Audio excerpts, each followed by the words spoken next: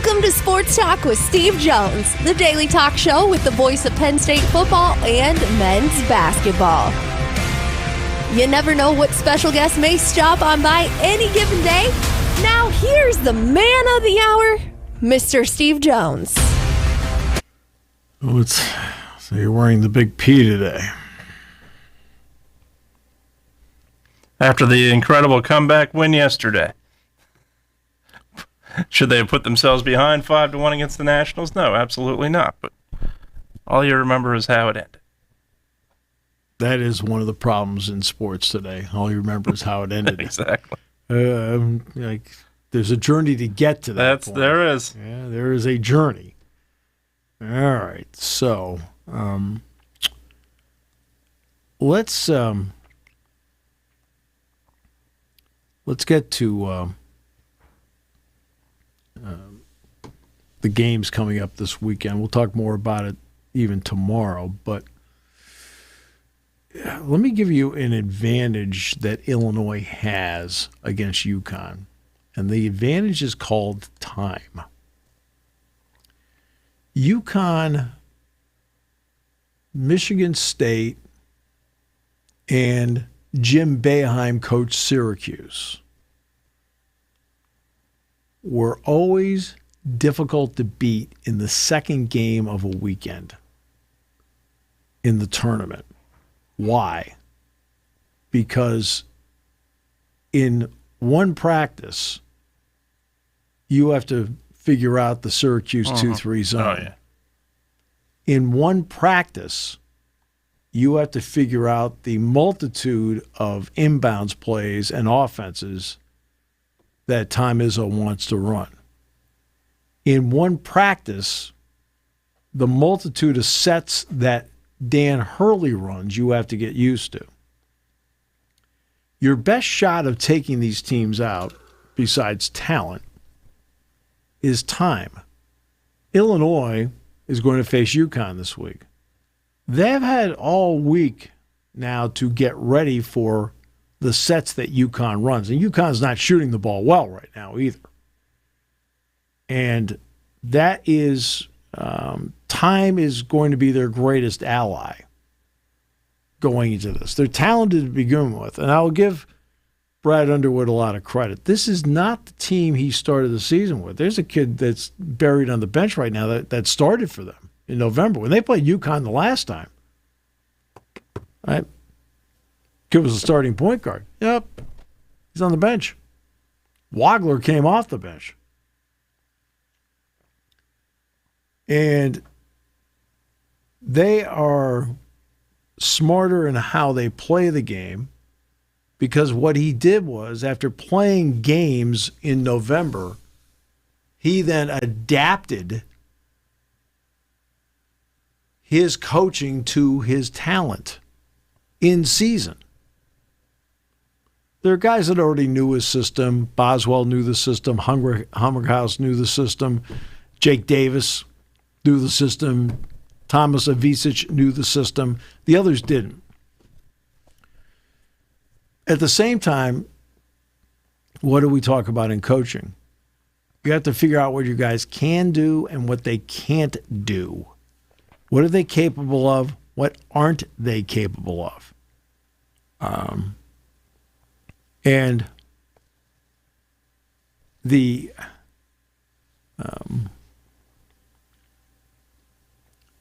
this is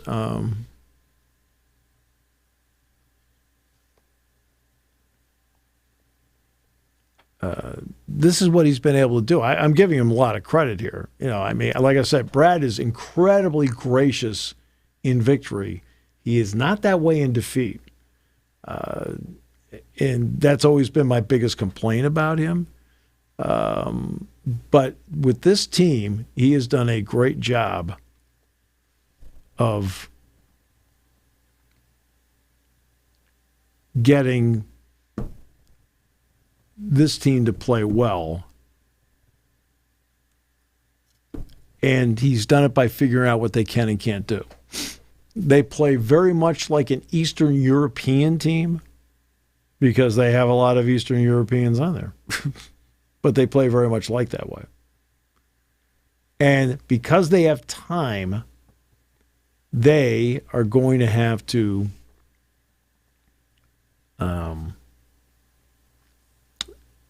it'll give them a better chance against UConn because you have more time to prepare. This is what they do. And again, one of the keys to coaching is not what you know as the coach. It's what they know. What they know. Absolutely. So if you can give them the basics on what UConn does because you've had time to do it, it gives you a better shot.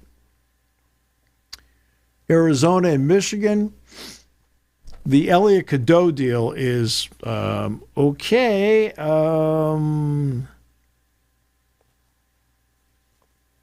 Evidently had an allergic reaction to something. He was hospitalized. The team left for Indy yesterday. He didn't go. Right? He should be going today. But the team went to Indianapolis yesterday. Must be on spring break or something. No. I'm just kidding. It's the Final Four, for goodness sakes. But that is going to be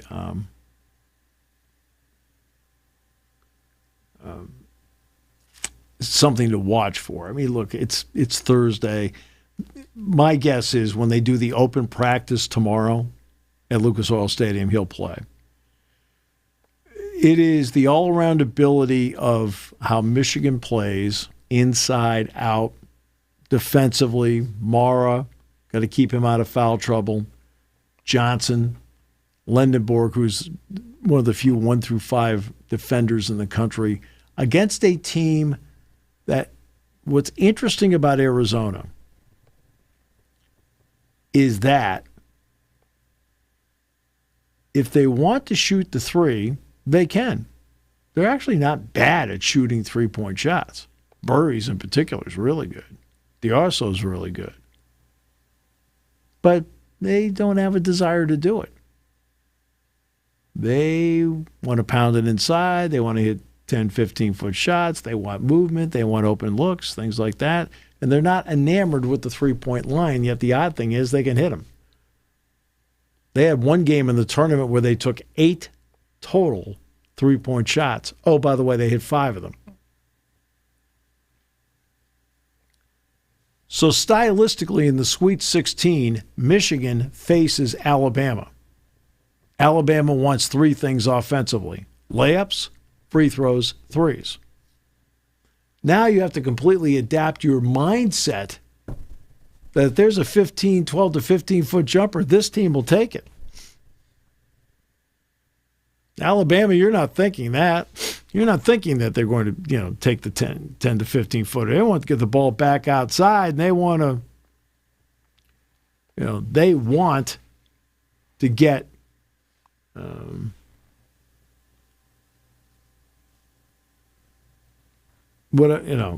Alabama wants 3. Arizona, they'll take whatever they give us. That's good. And that's some of the basics on Saturday's games there. Time is the greatest ally for Illinois in their preparation for UConn because there are certain teams where you need more time. Absolutely. When Jim Boeheim coached Syracuse, like everybody, oh, God, they get through the first round and they're in the Sweet 16 every year. Well, because the team that has to get ready for them on the second day only has 1 day to do it. You're not sitting there practicing against the Syracuse 2-3 zone in a one-and-done scenario, right? Well, let's practice against Syracuse. We may play them next. No, you're actually getting ready for your first game because guess what? You need to win the first game. To get to that. Right? Absolutely. So, and that's the same thing with the number of sets that Michigan State runs and the number of sets UConn runs. Connor Griffin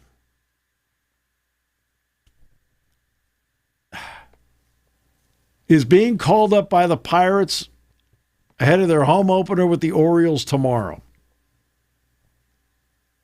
If he remains with the team for the rest of the season, the Pirates are actually eligible to receive a draft pick through the prospect promotion incentive. He's 19 years old. He hasn't turned 20 until the day before the Blue-White game. Played in the minors last year, hit .333. Hit 4 home runs in 16 spring training games. And played at Indianapolis, 7 for 16 with 3 stolen bases. And according to Buster Olney of ESPN, they are into negotiations on a long-term contract. In other words, the arbitration deal. Uh-huh. Explain to me what the difference, unless it's the draft pick, the prospect promotion deal,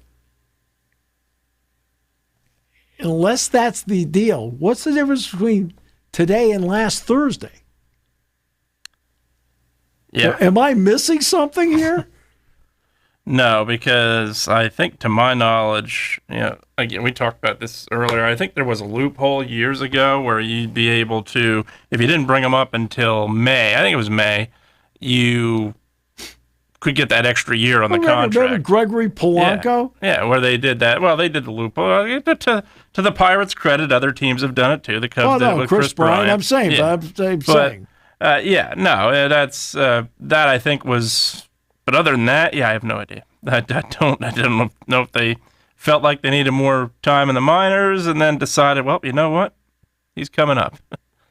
I don't know. I am just I don't know. Yeah, I'm baffled too. Unless you have to start in the minors and then get promoted to get the draft pick. That's the only thing I can think of. I can't think of anything else. Can you? No, that'd be the only thing I could think of. Because again, like I said, there is that loophole where you get the extra year, but I think I'm pretty sure that's at least May that you have to wait to get called up. I don't know. But obviously, there has great anticipation for the guys. Again, 19 years old. That is very young, but we'll see. I have no words. The Pirates do things that, to their credit, completely baffle me. You're not alone. They baffled their fans much of last year through the month of April and May. A lot of it being off field. So there's no question they've done this before. I have no words. Yeah. I don't.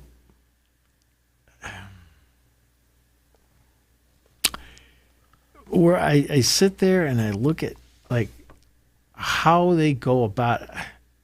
This must be something where you have to be in the minors, even if it's a couple days and you get the prospect promotion, you get the draft pick. I don't know. I don't know. I don't know. Unless you wanted his first game to be a home game. I literally, that's no idea. Because if he's called up opening day and he sits those first 3 games, you're going to have fans. Hey, what the heck's going on here?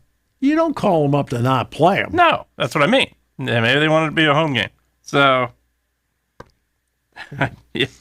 It is as baffling an organization as you're going to see. Yeah, they've made a lot of moves that are quite interesting. Okay. I think that's, offensively, I think they're playing better so far. First couple games no here. question. Yeah, no doubt about credit it. Where credit's due. Yep. Yeah, 3-3. Yeah, credit where credit's due. I mean, let's make sure we give credit. Mets, on the other hand, I think have free-falled a little bit since that series with the Pirates. Of course, we're talking, again, I'm talking 6-7 games into the year here, so I wouldn't exactly overreact that much. But you overreact? All right. Well, the more the Mets lose, it's never a bad thing. It's not. It's encouraged. Really? Okay. So the money spend.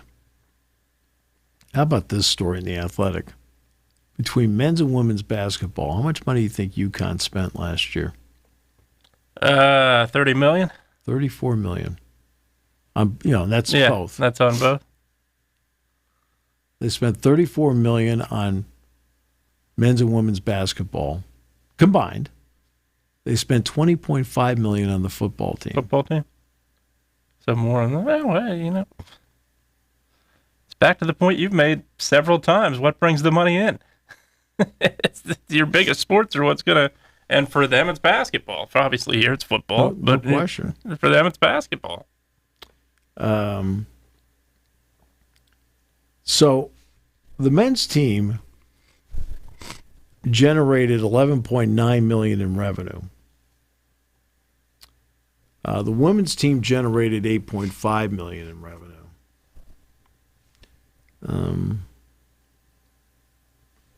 And like you look at South Carolina, and the great job that Don Staley's done there. But the men brought in revenue of $15.4 million. For a South Carolina team that's in men's basketball is okay. Yeah. The women brought in $6.9 million. Like, you talk about a gap? You're talking about $8.5 million gap. And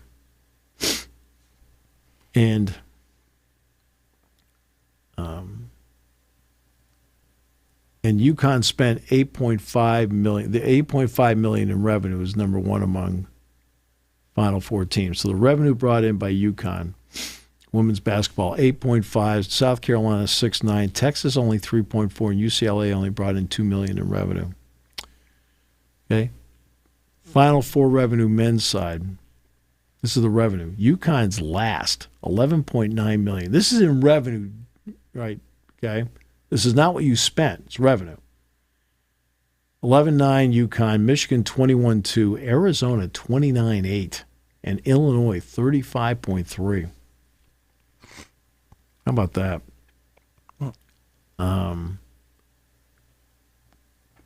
So coaching salaries. Gino Auriemma gets $3.54 million, second only to Don Staley at $4.25. Kim Mulkey, $3.35. Vic Schaefer at Texas, $2.3 million. Dan Hurley signed an extension. 6 years, $50 million. So it's $8.3 million a year. Now, it did not hurt that he had the negotiating chip of the Lakers. Yeah, absolutely. Right? Yep. Bill Self at Kansas, who's coming back, gets $8.8 million. Plus, they have a large pool for their assistant coaches.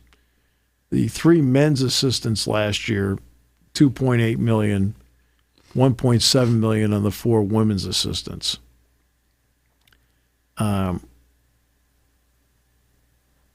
UConn pays out more for a national title in women's basketball than the men do.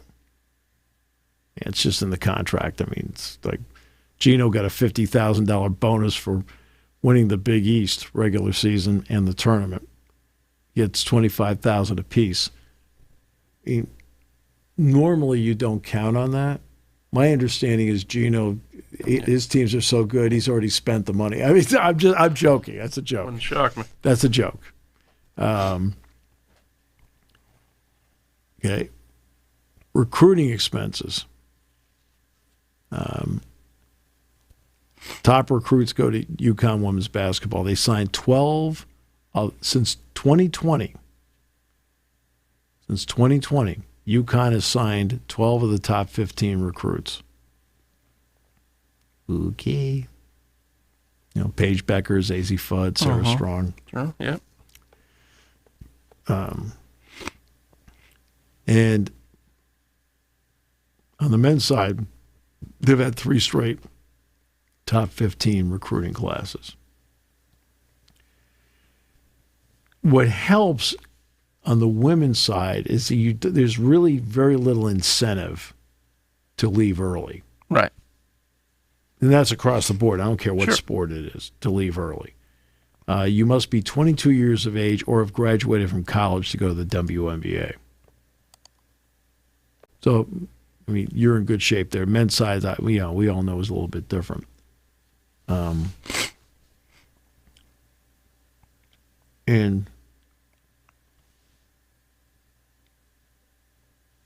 when it comes to recruiting, UConn spent $640,000 on recruiting in women's basketball. Why? How much does it cost to call? Hi, this is Gino Oriema. Would you like to go to UConn? Yes. Yes, thank you so much. I've won a few games. Would you like to come here? Right. How much does it cost to do that? My track record speaks a little bit of myself. It's like when Cale Sanderson walks into a living room. He walks in and the whole family goes, "Oh, it's Cale Sanderson." It's like the recruiting process is over. Yeah. It's like, yep. By the way, did you see the first day of the transfer portal? No wrestlers in the portal. Shocking. 0.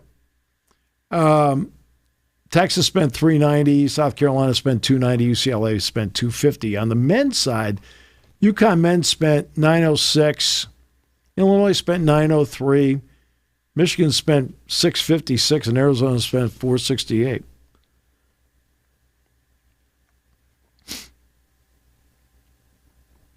See, again, but what is, okay, now let's get to what is disingenuous about the article.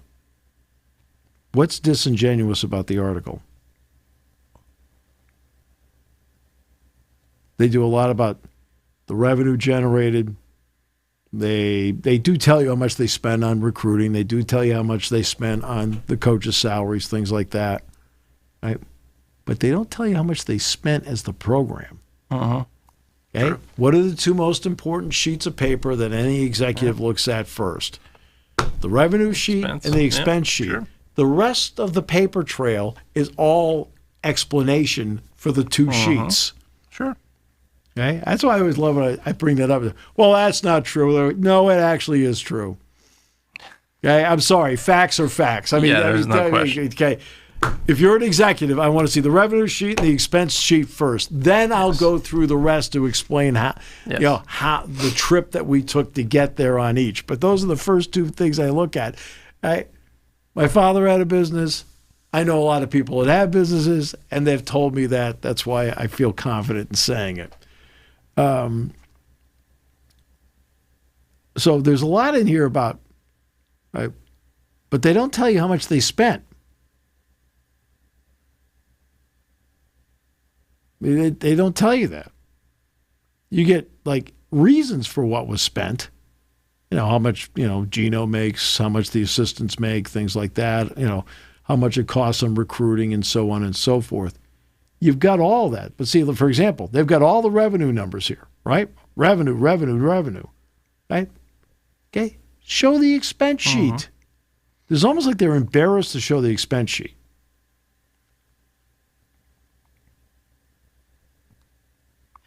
I don't get that part. Just show it. Remember last year they put out, there were a series of articles put out about Iowa women's basketball. Right?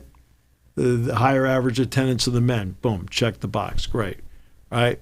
How much revenue they brought in. Really good. Check the box, the whole thing. I mean, they're going through everything. Right? It's great. And you know what they never put in? The expenses. Expenses? Of course not. No. I'm just saying they didn't put in the expenses. Right. Well, guess what? When it was all said and done, the men made a profit of like $2.2 million. Okay, that's very good. Not awesome and incredible, but very good. Right. Every article I saw, boom, great. They never put in what the expenses were for Iowa women's basketball. They lost $3.4 million. Because it finally came out on equity in athletics. They finally put it, and that's where you find this stuff. Sure. It's equity in athletics at the Department of Education.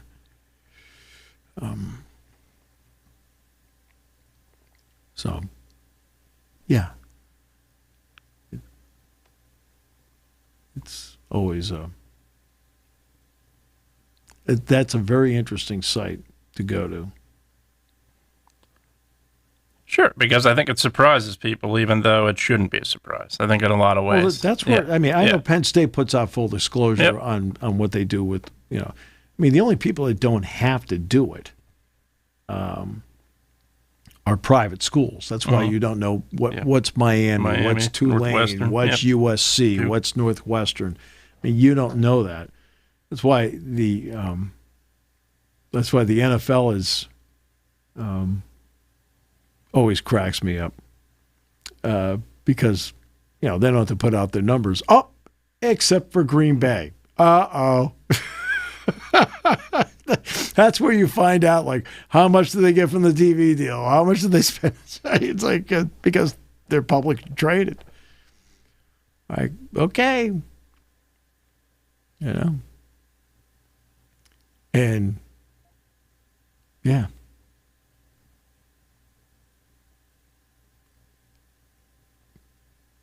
But that's where you find out all this stuff. And I think I was looking at women's basketball, and this is before UCLA, USC, Washington, and Oregon came in. And it was right before they came in, and the 12 public schools, well, 13 public schools, but you couldn't count Rutgers because Rutgers plays games with the numbers. Everything's even. Like, it's not. No, Right? they're not. No, they're far from even. It's not.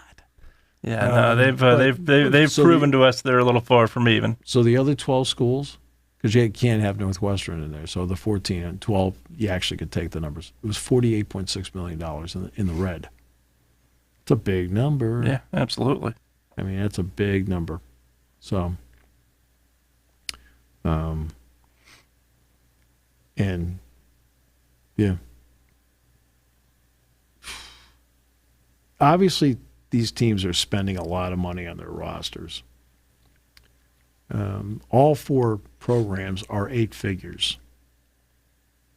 All four programs are 8 figures. Sure. I'm talking about on the men's side. Of course. Yeah.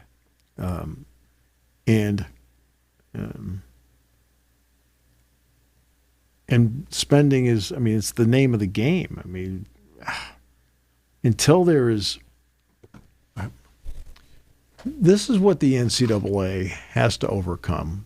You have to have a leadership that does not have fear. Sure.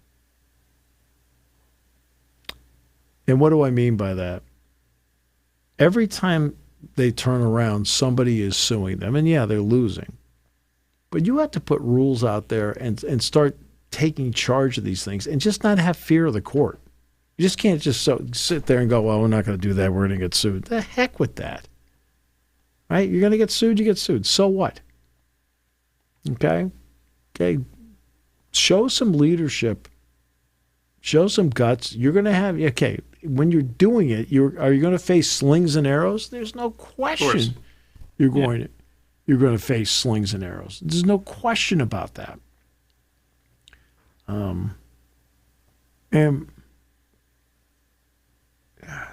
But that's not.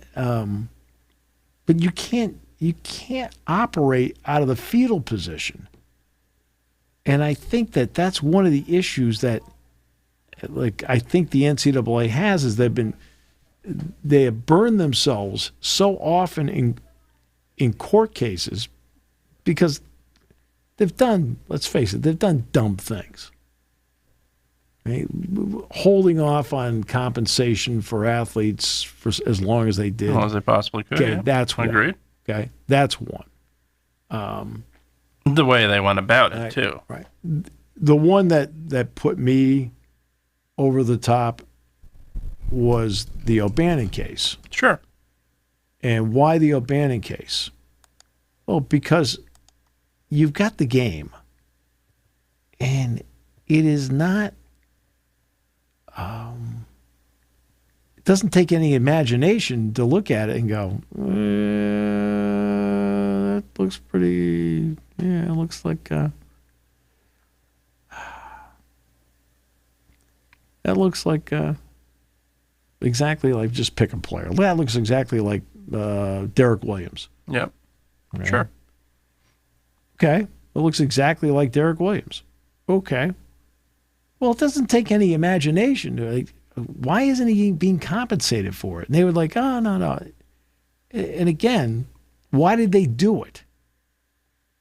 Well, they did it for simple reason. To get money. Yeah, sure. That's fine. Yeah, got to sell the game. You know, you don't put the likeness of that player in there. It's going to frustrate people, no question. Yeah. And that's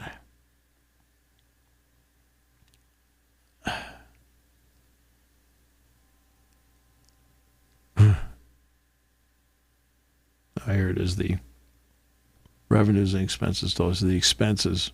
UConn men's basketball. I found it. They spent $19 million. Oh, okay. See, they play the game. See, UConn's hard to get a handle on because they play the game. Okay. Okay. Guess what the expense number is? 18,905. Guess what the revenue number is? 18,905. Oh, of course. Women's basketball. What'd they spend? Yeah. 11,864. Yeah. So of course that brought in 11. So football, 17,751 spent. Revenue 17,751. Really? Right? They have a perfectly balanced budget. Yes, absolutely. It's like, sure it is. Okay. Total revenues, men's and women's teams, 45,942. Really? Right?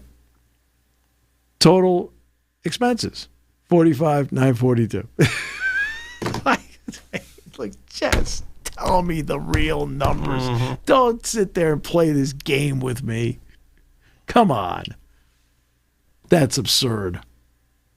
That's absurd. Yeah. When I see that, the first thing I think of is, what are you covering up? I mean, really, what are you covering up? A loss. I mean, in other words, here's okay, total expenses, all other sports except football, basketball combined. 9.285 for men. And guess how much money they brought in? Mm-hmm. 9.285. All the combined sports for... Okay. Now, this is where they actually do show like there's an issue. Okay. All the other sports, 26. No, hold on a second here. No. Total expenses, other sports, not here it is, 14,939, and the revenue's 14,939. Sure. Sure it is. Sure. Yep.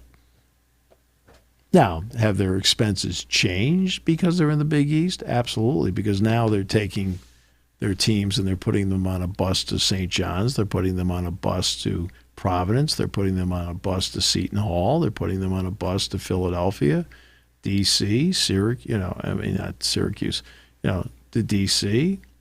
I mean, there's more busing, which is a tremendous savings. Sure. As opposed to when they were in the American Conference, and there you got to fly to Houston, you got to fly to Memphis, you got to, it's like there's nobody close to them. All right, so they play that game. But you have to sit there and you have to lead without fear. And the NCAA sits there, and because they've been burned so often in court, they're trying to get Congress to save them instead of showing some guts and saying, I don't care if we get sued. This is the right thing to do. It's okay to sit there and say, hey, I don't care how much criticism I get. It's the right thing to do. Because you're going to get criticism for it. I mean, even something as benign, and it is somewhat benign, as to how many teams you have in the college football playoff. Tony Petitti puts out the 24th thing. Okay, fine. You may not agree with it. Guess what? He put it out there. Hey, you put it out for discussion, debate, whatever. It doesn't matter. It's stupid, whatever. That's dumb. At least he put it out there. You can't just sit there and not put stuff out there and not expect that there aren't going to be slings and arrows. In the end, people may not think it's a good idea, so they don't go with it. But at least you put it out there. At least you're trying to do something in a sport that's done a lot of nothing for decades. I mean, members of the 94 team are going to be here this weekend for football. They did not have a chance to play for the national title against Nebraska. And they had beaten that team by 2 touchdowns.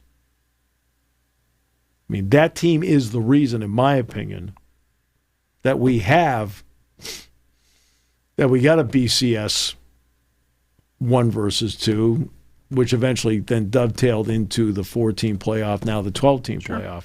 I think the genesis of that was that team. But, it was a big part of it, no doubt. In 1994, you don't have a playoff? Yeah.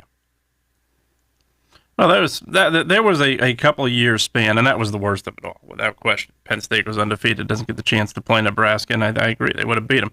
There was a couple of years span there where college football showed how flawed it was. 1993. Look, Notre Dame loses the following week to Boston College. I agree that's a bad loss. They beat Florida State head-to-head and had the same record at the end of the year. Mm-hmm. Yeah, that was the one thing I think that was a big factor, too. Florida State goes on to beat Nebraska. I thought, don't blame the officials often. I thought it was a questionably officiated game, no question there. But so that year, I think, was iffy. Yeah, there's been a lot of years in college football where you had a split national championships because you couldn't determine a lot of things. You couldn't play them. Georgia Tech, Washington. Georgia Tech, Colorado. Washington, Miami. Yep. Michigan, and who did they split with in '97? Nebraska. Yep. Yeah, they split with them in '97. Yep. But I mean, look. But that '94 team didn't have a chance to do it because in joining the Big Ten. As an independent, they could go find somebody to play. Okay, we're going to go to the Sugar Bowl. We're going to play Alabama. We're going to go to the Sugar Bowl. We're going to play Georgia. We're going to go to the Orange Bowl. We're going to play Oklahoma. We're going to go to the Fiesta Bowl and play Miami. They had the flexibility as an independent to do that. Yeah. Now, today there is flexibility. Yeah, I mean, absolutely. finally. But you're talking about a sport that had gone along for decades, and they let people in a poll decide who was the title? Uh-huh. I mean, that team was recognized by 2 different organizations as a national champion, which I will point out this weekend. But you're talking 32 years ago. Uh-huh. Right? But because people are afraid to put out ideas. Yeah. Like, it's okay to put out an idea. It's okay to then change and tweak the idea, or it's okay to have the world reject the idea. But have the guts to put out the idea. Today, the NCAA doesn't put out any ideas. You feel like any time they put out a proposal, it's like, let's just see how everybody feels about it. Uh-huh. Like the latest thing that they're talking about, and I agree with this. If you go into the pro draft, you're done. Like, look, there's certain things they need to do. One is you got 5 years, that's it, no matter what, 5 years. Uh-huh. And you want to play all 5 years, great. 5 years, finished. I'm sorry, I don't need to have 28 and 29-year-olds playing college sports. Sure. Hey, Agree. I mean, let's quote Chuck Noll. Hey, you're 28 or 29. Guess what? It's time to get on with your life's work. College is college. Uh-huh. High school, college, pros. And you got people that now are extending their college career because they're getting money out of it. Looking to get 6 years granted them. Yeah, I need a 6th year. I need a 7th year. Like, and they hand out waivers like water at a 10K. Uh-huh. Here you go. Keep running. Right? And I don't get this. That mean, there's just certain things that are common sense things. Yeah. Have rules about how you treat the draft. You go in, you keep your name in. Okay? Next. Now, if you're not drafted, you're not drafted. If you are drafted, no. Yeah. Okay? You can't come back. No. If you're drafted. Agreed. If you're not drafted, I'm okay to looking at it like, okay, you know what? You weren't drafted. And because you have the expansion of scholarships, men's basketball to 15, sure, football to 105, schools do have the ability to leave a little bit of room in the roster. Yeah, because they realistically don't use every one of them. Yeah, right. Absolutely. Okay. I mean, there isn't a single basketball team in a game I did. See, how many different teams did I get to do this year? 25 different teams this year. Yeah, it's 25, 26 different teams. There wasn't a single one that had more than 13 scholarship players on it. Because, I mean, when it comes to dividing up the money, that's the reason why. It's much easier to divide it up, and you can give more to 12 as opposed to 15, or give more to 13 as opposed to 15. That's why. But you have to have the ability to put stuff out there like that. Start working toward a collective bargaining agreement. Start figuring out how to make this thing happen. Start to get some organization over here where it's not the Wild West out there. Right? The Wild West it's insane the way it's gone. Again, I've talked about the pendulum yesterday. It was all management for decades. But now it's swung violently where it's all players now. You've got to get that pendulum where it's in the middle, where there's a balance between management and players. Absolutely. There's no doubt. Now, has it created an exciting NCAA basketball tournament? Yes. Has it created, for the most part, a fun college football playoff? Yeah. It has. I mean, now, do I let both James Madison and Tulane in last year? No.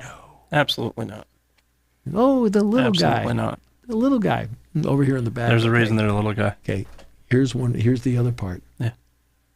America isn't really interested in the little guy. No. They're interested in the Cinderella story, but that story only goes so far. Yeah. I mean, what was the single lowest rated college football playoff game ever?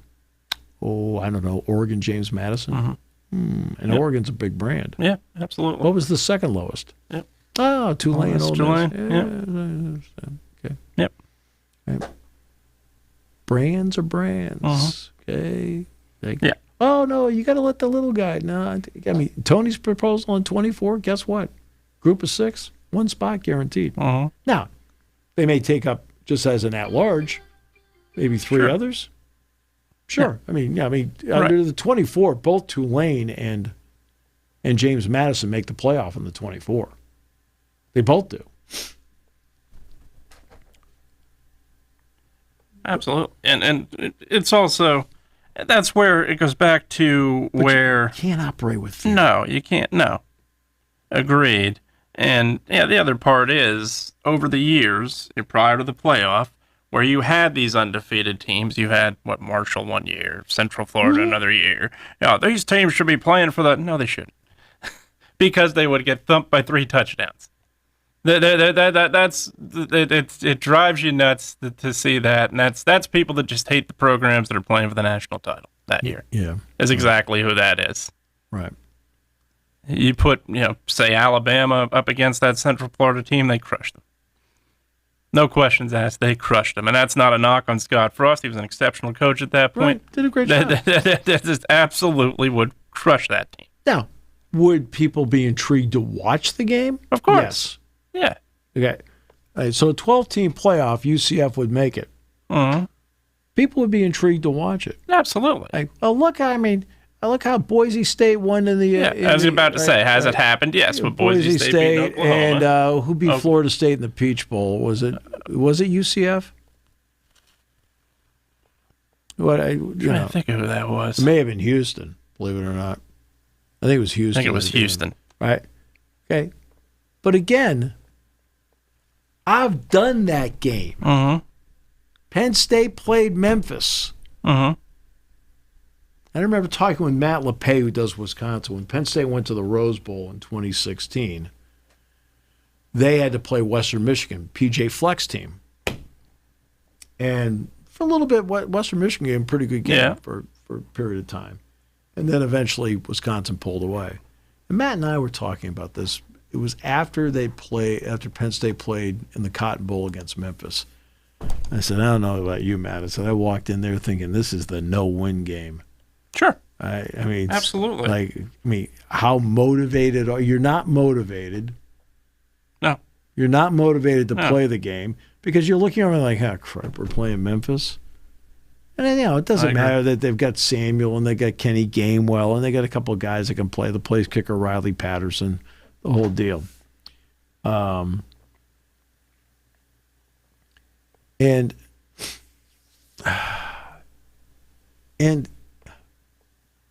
But you're not looking over there going, wow, hey, it's a bowl game. We're playing USC.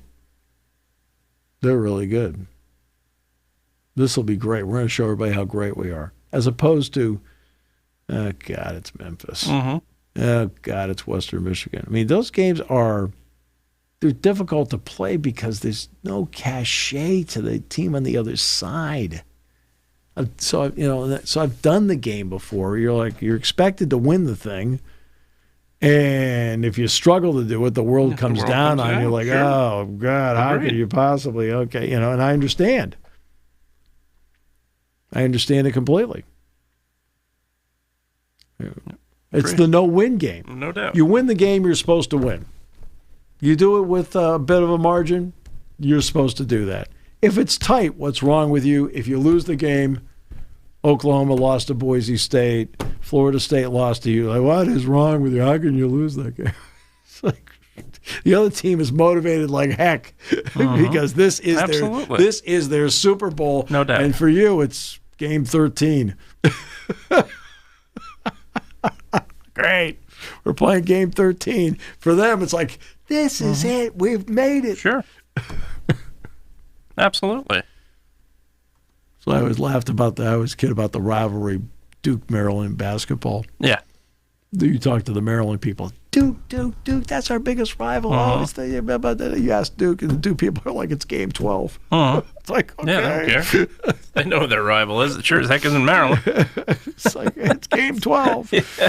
That's good. Okay. That's obviously they don't feel the same way. So, oh, boy. Yeah. But, yeah. So, tomorrow we will have, being Good Friday, and I understand you were going through the station earlier saying, hey, Good Friday, no show. It'll be a Good Friday.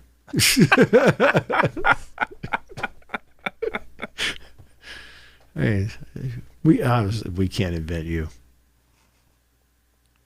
So tomorrow we will have a show, but it's going to be Brian Barnhart, the play-by-play voice of Illinois, joining me, and Brian Bush, the play-by-play voice of Michigan, joining me to preview the Final Four.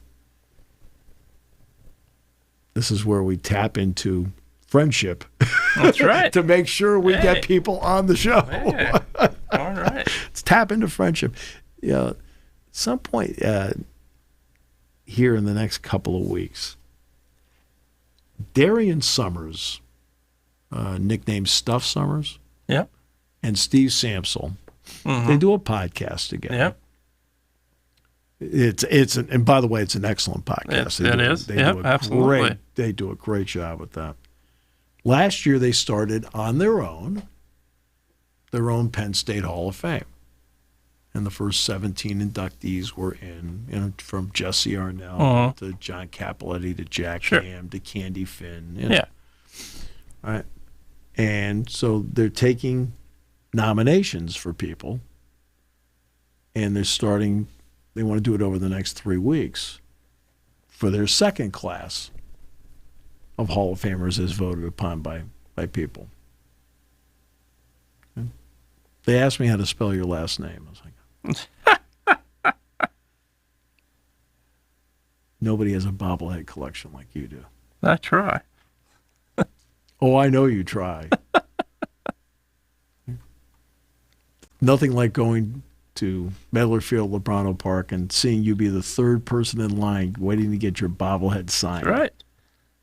Do you have them sign the box, or do you have them sign the bobblehead? Usually bobblehead. The bobblehead? Yeah. Right, Yep. like on the base? Yeah. Okay. Yep. Yep.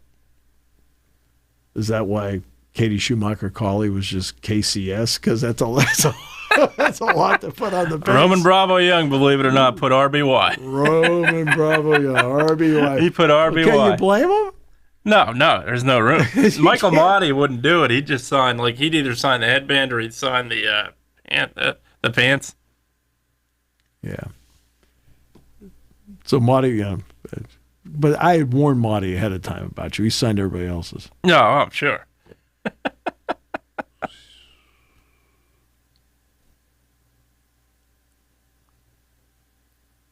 Ooh, that's good. Very, very, very talented former student of mine. They need a reference letter for him. That's going to be an easy one. This guy sounds great. He really Nice. does. Yeah, really smart. Does a great job. Doesn't try to dominate a talk show over the other guy.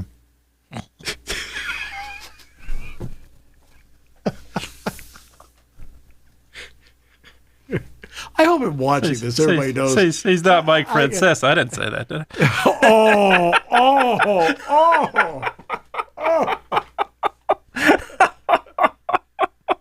I? Chris Russo might agree. What are you talking about? What are you talking about? A dog. A dog. I hope everybody knows how tight we are. Oh, no doubt. Absolutely. Okay, so Yeah. we kid each other back and forth, but so you're comparing me to Francesa? No. No. No. I want to know what's going through your mind here. Francesa did have a Penn State, or as an update anchor for a short time there. I do remember. Jacob Wilkins was an update anchor. Oh, yeah, Penn he was. Stater. Yeah, he was. Yep. Yeah. Oh, no. Yeah, and he was very kind. Absolutely. I will say that. Wilkins, a great dude. He was. Absolutely. Very versatile. Yeah. Oh, goodness. Oh, I just need to do a reference. I don't even have to write a letter. Oh, this will be easy. There you go. All right. How do you spell your last name again? Because I want to be able to just said, let me tell you, this guy compared to this guy.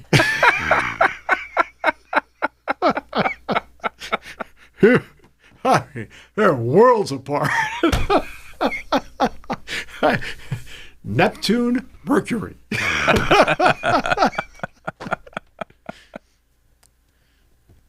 Still say Pluto's a planet. All right, so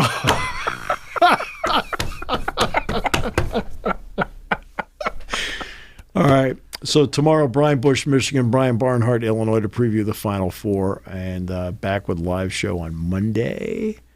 Looking forward to that. We will preview the national championship game, and that's where we are. And by the time football is done on Saturday, they'll be 1/3 of the way through. In fact, no, it'll be 40% through. Yep. You say Today, as of this morning, they're 1/3 of the way through. Nice. So 1/3 of the way through. Nice. No, Matt came over to me. I was looking at over at the tight end drills, and every time he comes over, he does this. I said, "What's wrong?" He said, "They didn't let that Jason Lord guy in here, did they?" I said, "Oh, good." And he seems to relax. No, I thanked him today for something because I had watched last week Dan Hurtley and Tom Izzo talking about accountability, which we talked about. Yeah. And he brought it up to me on Tuesday, and I thought, so then on Wednesday's show I talked about it. Mm-hmm. I said to him, I got to give you credit. I said, I watched the Hurley thing and the Izzo thing. You brought it up. I said, I did an entire half hour of my show about it. I said, I said, I got to give you credit. I said, you planted the seed. He says, I'll keep giving you more suggestions. Oh, goodness gracious. Yeah. Connor Griffin being called up by the Pirates. How about that? Yeah, and we'll see. Hey, he's 19. 19, exactly. You need to give him time to grow. Yeah, he will have his ups, he will have his downs. Like, for example, you can give him 5 or 6 years, and you can drop a whole bunch of balls in the outfield and throw the ball into the stands and things like that, and they're still going to stick with you. And they're still going to stick with you. I mean, ball schemes. I mean, there's a fly ball yesterday. I'm watching it. You could just tell he's finding religion as it went to center field. He's like, oh, please. Oh, please. Let him catch it.